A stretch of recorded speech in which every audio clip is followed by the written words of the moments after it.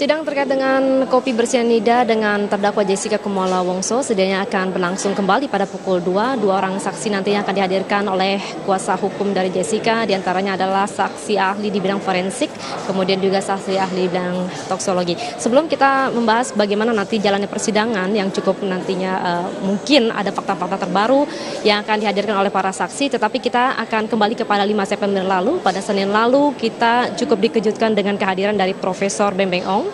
Seorang profesor di Queensland, Australia ini menyebutkan bahwa sebenarnya Mirna tidaklah meninggal dunia karena sianida.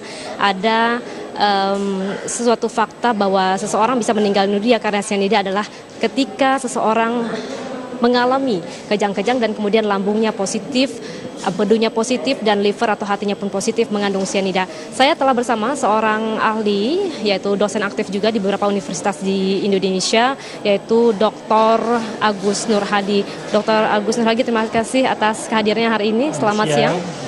Melihat perkembangan persidangan yang sudah 19 kali bersidang. Kemarin kita coba melihat kembali bahwa Profesor Beng Ong, yaitu ahli patologi, menyebutkan seseorang bisa meninggal apabila mengandung 1000 mg sianida di dalam perutnya. Betulkah seperti itu di bidang kimia? Baik, Mbak Dita, saya akan sampaikan. Selamat siang. Baik Pak, langsung saja. Iya, Mbak Dita. Jadi dalam konteks saya sebagai ahli kimia, saya ingin mengatakan demikian. Kalau ada sebuah deret angka 2, 4, 6, kemudian tidak tahu, kemudian 12, maka sudah bisa kita pastikan deret ukur dia. 2, 6, ya, 2, 4, 6, 8, 10, 12. Dalam analisa ilmu kimia juga sama.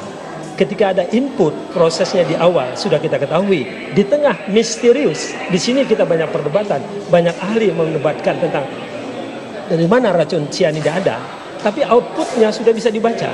Maka seorang ahli ilmu kimia bisa merunut ke belakang dari mana datangnya sianida itu. Kita tahu bahwa semua informasi tentang kematian, ya, Mirna ditandai dengan semuanya semuanya menunjukkan identitas dia keracunan sianida. Ditambah lagi lambungnya pun mengandung sianida. Kalau kita mengenal apa itu sianida, CN-min itu C-nya punya pasangan elektron yang sangat kuat memberikan elektronnya sepasang kepada apa saja yang ditemui dalam proses melalui dari mulai kerongkongan sampai ke lambung. Baik, kalau dilihat dari Mirna waktu itu, ketika sudah dipastikan bahwa Mirna di lambungnya mengandung sianida 0,2 mg, kita mau mengkomparasi antara Profesor Beng Ong yang mengatakan bahwa seseorang bisa meninggal dunia dengan 1000 mg. Sementara 0,2 mg tidak memungkinkan seseorang meninggal gara-gara sianida. Bagaimana pandangan Anda? Saya punya pandangan 0,2 mg itu ada di lambung. Bagaimana proses mulai dari masuk ke lidahnya sampai ke lambung. Ini kan perjalanan yang relatif panjang. Bagi senyawa CN-min atau sianida, ini proses langsung bereaksi. Maka tidak heran setiap mereka yang kena sianida di kulit, silahkan di mana saja, apalagi di mulut, langsung bereaksi dan menyerang apa saja yang disebut dengan donor elektron yang sangat kuat. Jadi ketika sianida itu masih ditemukan di dalam lambungnya, bayangkan betapa banyaknya yang diminum. Kalau 0,2 mg itu sudah cukup mematikan seseorang, atau mungkin lebih kecil dari 0,2 mg pun sudah bisa membuat orang menjadi... Sudah, apalagi ditemukan di dalam lambung. Baik. Artinya yang dikonsumsi Mirna lebih besar dari 0,2 mg. Baik. Ya. Nah, melihat juga persidangan yang lalu bahwa sebenarnya kita tetap berkaca kepada persidangan yang lalu karena ini cukup berbeda. Profesor Beng Ong mengatakan dengan adanya hasil negatif di empedu, negatif pula di hati, ini sudah menandakan bahwa seseorang juga tidak akan mungkinlah positif sianida. Oke. Bayangkan bagaimana reaksi sianida demikian cepat. Dia 900 kali kecepatan reaksi dengan oksigen. Kalau kita bandingkan dengan standar hemoglobin take in O2, kemudian rilis CO2. Coba bayangkan sekarang sianida masuk. 900 kali kekuatannya ketika bereaksi dengan hemoglobin. Baik. Nah, berarti kecepatan terproses ya, bagaimana ya katakanlah definitif Mirna sudah tidak ada, itu menghentikan semua proses metabolisme. Jadi bagaimana kita bisa cari di hati, di lambung, di hati atau di ekskresi yang lain, di kuku, di rambut, bahkan di urin, di ekses sudah berhenti. Tetapi ada yang menarik kalau kita mau kejar. Datangnya dari siapa peminum kedua, walaupun kecil, Hani. yaitu Hani. Nah kalau Hani yang dikejar, dicari darahnya, urinnya atau fesesnya, sangat mungkin ada sianida atau CNS dari hasil metabolisme karena orangnya masih hidup. Walaupun waktu itu cuma hanya sekedar di lidah saja, Betul. kemudian langsung diludahkan Iya. atau dimuntahkan. Nah, kalau dimuntahkan tidak bisa deteksi. Tapi kalau sempat diminum, ya itu bisa deteksi. Untuk kadar 0,2 mg kemudian negatif di hati dan empedu. Ya. Ini karena kan sudah meninggal dunia pada saat tiba. Ya, Ini juga menjadi proses yang ada saling keterkaitan. Negatif ini muncul karena pada saat itu Mirna dibawa ke rumah sakit dalam keadaan meninggal dunia. ya, Itu betul. ya betul. Berarti ketika meninggal dunia itu kan dalam hitungan menit sebelum sampai pun udah meninggal. Berarti semua proses metabolisme terhenti. Ketika proses metabolisme terhenti, maka tidak terjadi lagi distribusi lebih jauh sampai ke hati misalnya. Dan ingat, kita punya dua organ tubuh untuk membersihkan racun. Satu hati, yang kedua ginjal. Hati adalah semua zat yang larut dalam lemak, sedangkan ginjal yang larut dalam air. Jadi kalau dia masih berupa CN, artinya CN min, sianida, dia akan dicerna, detoksifikasi dalam bukan di hati, tapi di ada dua ya, ada ginjal dan empedu. Ya, ginjal, hati larinya ke empedu. Tapi kalau ginjal yang larut dalam air. Nah ini dua-dua bisa diperiksa kalau ya. Masih dalam keadaan hidup. Betul. Nah, artinya kalau waktu itu ada permintaan otopsi Ya. dan kemudian keluarga enggan memproses lebih lanjut untuk Ya. otopsi, sebenarnya otopsi itu sia-sia dong kalau misalnya Bisa. memang betul-betul Bisa. diotopsi karena semua sudah dalam keadaan meninggal dunia, tidak aktif kembali Iya, organ tubuhnya. tetapi semua proses kan masih berlanjut. Berhenti di lambung katakanlah. Nah, berarti kita telusuri aja dalam waktu menit tadi metabolisme apa proses yang terjadi intake di dalam tubuh Mirna, ya itu bisa ditelusuri. Apakah di usus sampai sebelum masukin atau sampai di kerongkongan atau sampai ke ginjal saja, itu bisa ditelusuri. Jadi memang fungsi otopsi itu ingin menetapkan banyak hal. Satu, status kematiannya di mana, apa penyebabnya, berapa kadar yang akan mempengaruhi kematian itu, dan seterusnya. Kasus kematian sianida itu hitungannya hampir boleh dikatakan tidak lebih dari 5 menit sudah selesai.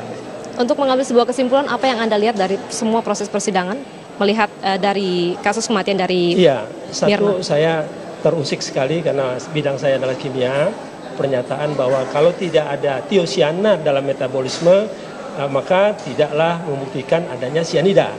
Sekali lagi, proses metabolisme sianida menjadi tiosianat adalah proses 4 jam. Metabolisme itu paling cepat 4 jam. Bayangkan, artinya orang itu harus bertahan hidup selama 4 jam baru kita bisa deteksi metabolisme itu. Nah ini hanya terjadi mereka yang keracunan sianida secara sedikit demi sedikit, perlahan-lahan. Maka mekanisme metabolisme itu bisa deteksi. Sedangkan untuk Hani tidak mungkin itu deteksi. Begitu. Baik, terima kasih atas waktunya Pak Agus Nugroho atas Sama-sama. informasinya Terima kasih. dan semoga ini menjadi catatan penting juga Mudah-mudahan. walaupun Bapak belum pernah dihadirkan di dalam persidangan Belum, ya. untuk jaksa penuntut umum. Terima kasih atas waktunya dan pemirsa, kami juga akan menghadirkan kembali cuplikan. Ditambah lagi lambungnya pun mengandung sianida. Kalau kita mengenal apa itu sianida, CN-min itu C-nya punya pasangan elektron yang sangat kuat memberikan elektronnya sepasang kepada apa saja yang ditemui dalam proses melalui dari mulai kerongkongan sampai ke lambung. Baik, kalau dilihat dari Mirna waktu itu, Ya. ketika sudah dipastikan bahwa Mirna di lambungnya mengandung sianida 0,2 mg, kita mau mengkomparasi antara Profesor Beng Ong yang mengatakan bahwa seseorang bisa meninggal dunia dengan 1000 mg. Sementara 0,2 mg tidak memungkinkan seseorang meninggal gara-gara sianida. Bagaimana pandangan Anda? Saya punya pandangan 0,2 mg itu ada di lambung. Bagaimana proses mulai dari masuk ke lidahnya sampai ke lambung. Ini kan perjalanan yang relatif panjang. Bagi senyawa cyanmin atau cyanida, ini proses langsung bereaksi. Maka tidak heran setiap mereka yang kena cyanida di kulit, silahkan di mana saja, apalagi di mulut, langsung bereaksi dan menyerang apa saja yang disebut dengan donor elektron yang sangat kuat. Jadi ketika cyanida itu masih ditemukan di dalam lambungnya, bayangkan betapa banyaknya yang diminum. Kalau kan seseorang bisa meninggal apabila mengandung 1000 mg cyanida di dalam perutnya. Betulkah seperti itu di bidang kimia? Baik, Mbak Dita, saya akan sampaikan. Selamat siang. Baik Pak, langsung saja. Iya, Mbak Dita. Jadi dalam konteks saya sebagai ahli kimia, saya ingin mengatakan demikian. Kalau ada sebuah deret angka 2, 4, 6, kemudian tidak tahu, kemudian 12, maka sudah bisa kita pastikan deret ukur dia. 2, 6, ya, 2, 4, 6, 8, 10, 12. Dalam analisa ilmu kimia juga sama.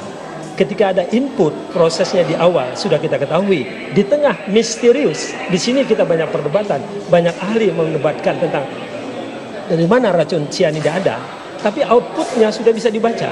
Maka seorang ahli ilmu kimia bisa merunut ke belakang dari mana datangnya cyanida itu.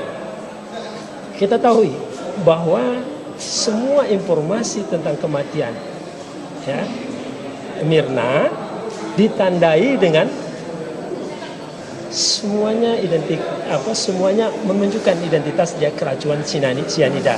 Bisa cari di hati, di lambung, di hati atau di ekskresi yang lain, di kuku, di rambut, bahkan di urin, di ekses sudah berhenti. Tetapi ada yang menarik kalau kita mau kejar. Datangnya dari siapa peminum kedua, walaupun kecil, yaitu Hani.